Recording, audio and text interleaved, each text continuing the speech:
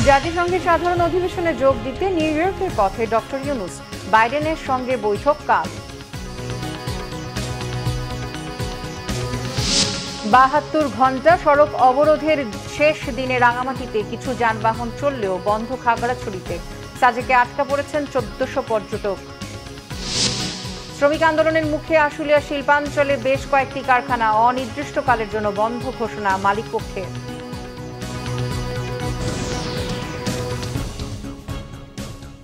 দেখছিলেন crown cement সংবাদ শিরোনাম, এবারে বিস্তারিত।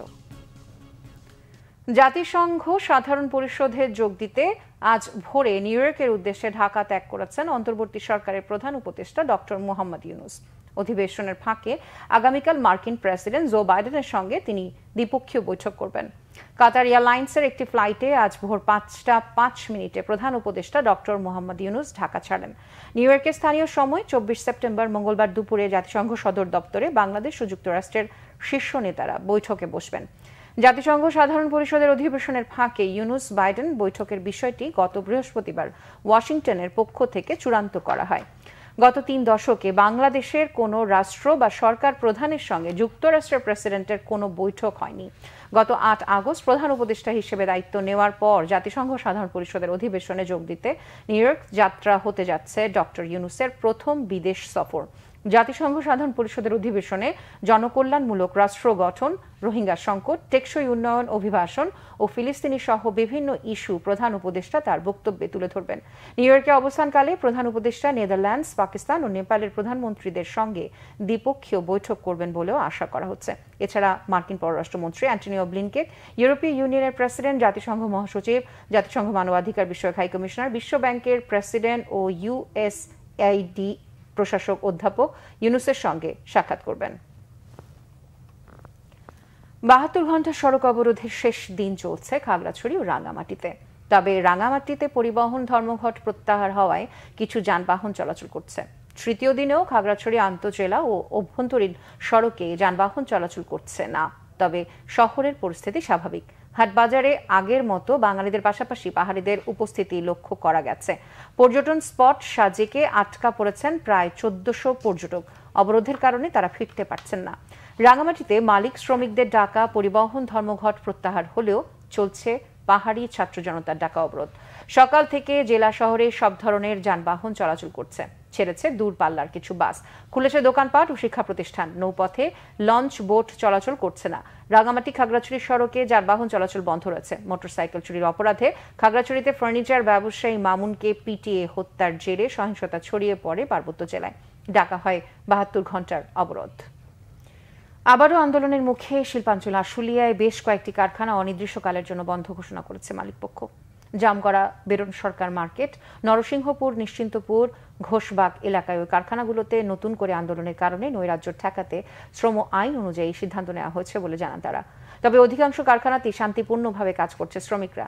নিশ্চিন্তপুরের বন্ধ কারখানা নিউ এইজ এর গেটে ঝুলানো শ্রমিকদের দাবিনামা থেকে জানা যায় ৮ ঘন্টা ডিউটি, মাসিক বেতন ২৫,০০০ টাকা, বাৎসরিক বেতন ১৫% হারে বাড়ানো, হাজিরা বোনাস ১,০০০ টাকা নির্ধারণ, হাজিরার ক্ষেত্রে ১৫ মিনিট পর ছাড় দেয়া এবং প্রত্যেক শ্রমিকের রেশন কার্ড প্রদান সহ ১৫ দফা দাবিতে আন্দোলন করছে কারখানাটির শ্রমিকরা।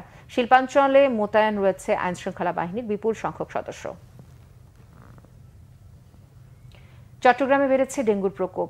আক্রান্তের পাশাপাশি বাড়ছে মৃত্যু। চলতি মাসে ২০ দিনে মারা গেছে ৭ জন। এই পরিস্থিতিতে চট্টগ্রাম মেডিকেল কলেজ হাসপাতাল ও বিভিন্ন জেলা ও উপজেলা স্বাস্থ্য কমপ্লেক্সে চালু করা হয়েছে ডেঙ্গু কর্নার। মশা নিধনে সিটি কর্পোরেশনের তেমন ভূমিকা না থাকায় ক্ষুব্ধ নগরবাসী। চট্টগ্রাম থেকে শাহিদা পিয়ার প্রতিবেদনে বিস্তারিত। ডেঙ্গুর বিস্তার পুরো চট্টগ্রামে। প্রতিদিনই বাড়ছে আক্রান্তের সংখ্যা, বাড়ছে প্রাণহানিও। চলতি বছর জেলায় এখন পর্যন্ত ডেঙ্গু আক্রান্ত হয়েছে ১,০০০-এর বেশি। প্রাণ গেছে শিশুসহ ১২ জনের। এর মধ্যে কেবল সেপ্টেম্বরে ডেঙ্গু আক্রান্ত হয়ে মারা গেছে ৭ জন।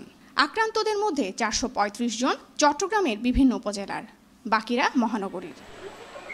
পরিস্থিতির ভয়াবহতায় চট্টগ্রাম মেডিকেল কলেজ হাসপাতাল সহ বিভিন্ন হাসপাতালে চালু করা হয়েছে ডেঙ্গু কর্নার। ডেঙ্গুটা বাড়ার পর থেকে আমরা প্রত্যেকটি উপজেলায় একটা সতর্কতা জারি করেছি। প্রত্যেকটি উপজেলায় আমরা ডেঙ্গু কর্নার, আমাদের ১৫টা উপজেলার মধ্যে ডেঙ্গু কর্নার চালু করেছি। এদিকে মশা নিধনে নেই চট্টগ্রাম সিটি কর্পোরেশনের তেমন কোনো তৎপরতা। রাষ্ট্রীয় ক্ষমতার পট পরিবর্তনের পর আরও বেহাল অবস্থা সিটি কর্পোরেশনের কার্যক্রমের। এই সময়টা কিন্তু ডেঙ্গুর জন্য পিক সিজন, হ্যাঁ, সেই হিসেবে কিন্তু এখনও ডেঙ্গু প্রকোপটা বেড়ে যাচ্ছে, কিন্তু আপনি গত বছরের তুলনায় কম্পারেটিভলি কিন্তু আমরা অনেকটা সেফ সাইডে আছি, কিন্তু এটার জন্য আমাদের কার্যক্রম থেমে নাই, আমাদের কিন্তু সর্বোচ্চ প্রস্তুতি রয়েছে। গত বছর চট্টগ্রামে ডেঙ্গু আক্রান্ত হয়েছিল 14,087 জন, মারা গিয়েছিল 107 জন। বিপর্যয় ঠেকাতে এখনই মশা নিধন কার্যক্রম জোরদার করার পরামর্শ স্বাস্থ্য সংশ্লিষ্টদের। শাহেদা পিয়া, বাংলা ভিশন, চট্টগ্রাম। এই ছিল এখনকার মতো, পরের সংবাদ বেলা 2টায়। এর আগে একটাই রয়েছে নিউজ টপ 10 দেখার আমন্ত্রণ রইল। এছাড়া বাংলা ভিশন সংবাদের সংবাদ সংশ্লিষ্ট অনুষ্ঠান দেখতে ভিজিট করুন www.bbnews24.com ও facebook.com/banglavisionnews এবং সাবস্ক্রাইব করুন youtube.com/banglavisionnews। এতক্ষণ সাথে থাকার জন্য ধন্যবাদ সবাইকে।